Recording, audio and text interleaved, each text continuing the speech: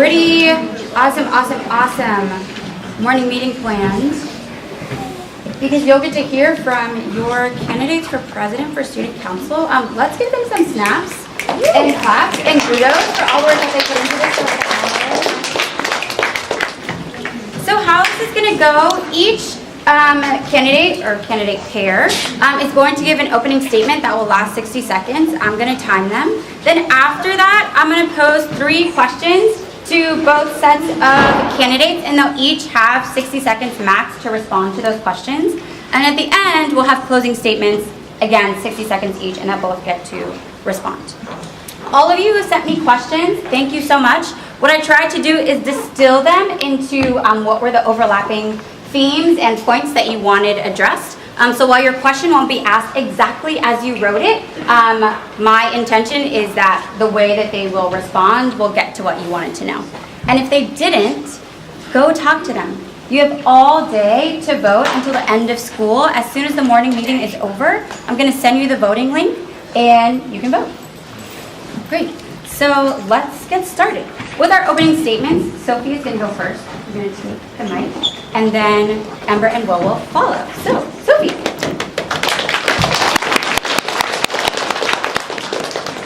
Hello, middle schoolers. Oh, wait.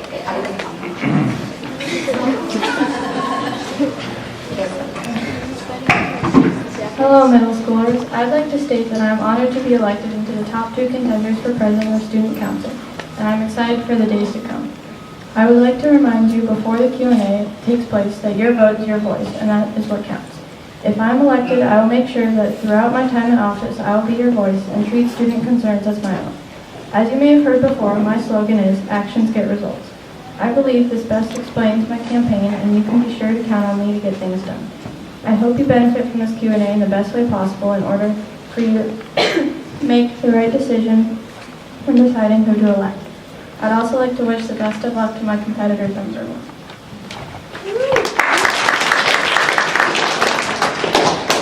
Greetings everyone, students and faculty. First of all, we would like to thank you all for allowing us to be here this fine morning. It's so awesome to finally have a student council and to have the honor to be one of the finalists in this election. We've worked towards this and it's truly been amazing. It is truly an honor. I can still remember the first day I attended school here at Alta Vista. Everything was so new, and from that day onward, I knew I would love and help the school however I could. We want to ensure that future Alta Vista students would have the same experience and love the school as much as I did, and I do.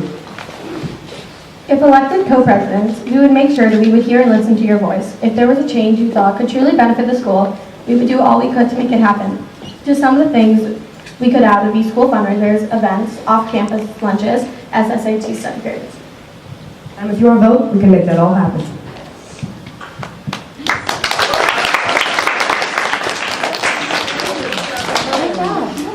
Okay, so our first question, which all candidates will answer, we'll start with Amber and Will, and then Sophie will go next.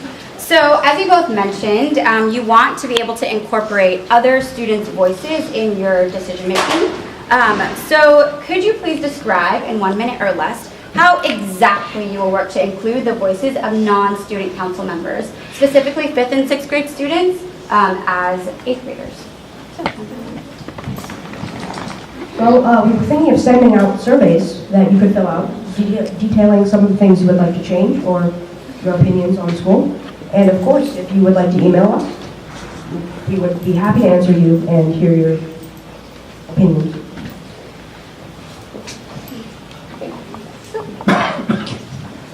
I was thinking of contacting student reps and coordinating with them to send out emails and forms that you could fill out with any concerns you may have, and then once those are collected, we could send out more detailed forms about how you would like to make that happen. Thanks. Okay, so we'll start with Sophie for the next one and go to Amber and Will. So this question, a lot of people had actually. So if you knew that a friend had cheated on a test or violated a community guideline, how would you respond? I would, well, is this assuming that I am president, or is this? Assuming that you are president and this is a friend of yours. I would contact the friend and contact the honor council, since the honor council is in charge of deciding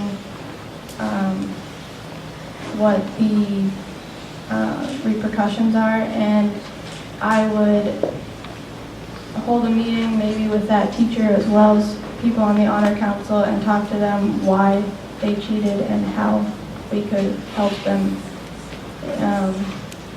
so they don't feel the need to do that again. Thanks, Sophie. What we would do is treat it like, even if they are your friend, that doesn't mean what they did was right. So it's important to, like Sophie said, contact the honor council, contact the teacher, because even though they are your friend and you care about them, just because what they did is something like, they're your friend, doesn't mean that they should be able to do that. So we contact the honor council and the teachers and see what we could do to bring justice to the situation. Thanks. Okay. Our final question for our candidates before their closing statements. So, what is your number one goal or action that you'd like to take in your year as president, and how would you aim to achieve it? So we'll start with you, Jim. Well, something we've been thinking of doing is incorporating a lot more SSAT study periods and extra SSAT practice tests for 7th and 8th graders to make sure you are adequately prepared for the SSAT. So that's one of our main platforms in this campaign. We'd also like to add things for the 5th and 6th graders that could be for them since they are new to this campus. So we would really like them to feel welcome and included and add special events for them as well. As Ember and Will said, I would try and create adequate SSAT study periods or times that smaller groups could meet up and help each other out for practicing for the actual test. And I would also like to incorporate groups for the 5th and 6th graders so that they feel that they're not left out and are heard. And I would try and create equality between all the grades, so dividing up as many classes as I could into 5th and 6th graders and 7th and 8th graders. Okay, so now we will hear their closing statements. We'll start with Ember and Will, and then Sophie will close. Now you've heard our perspective. This school is doing great, especially in the last 2 years. We want to keep that going into the future. If we are elected, we promise to always listen to your voices. We are doing this to help the school we love so much, and we want you to have the best time here possible. Thank you.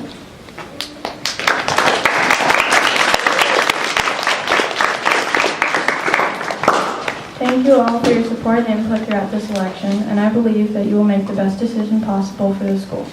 As a founding family member, I've seen what has worked and what hasn't. After answering the questions provided by you, the students, I have a better understanding of some of the concerns you may have and the things you would like to implement. If I am elected president, I can assure you that you will feel heard and have a say. After hearing my answers, I hope you have a better understanding of what I stand for and the things I would like to do while in office. If you have any questions or concerns that you would like to ask me, feel free to come up to me during the school day and ask me whatever it may be before you place your vote. I'm happy to help make this election process as easy as it can be for you. Thank you for taking the time to listen to what I have to say.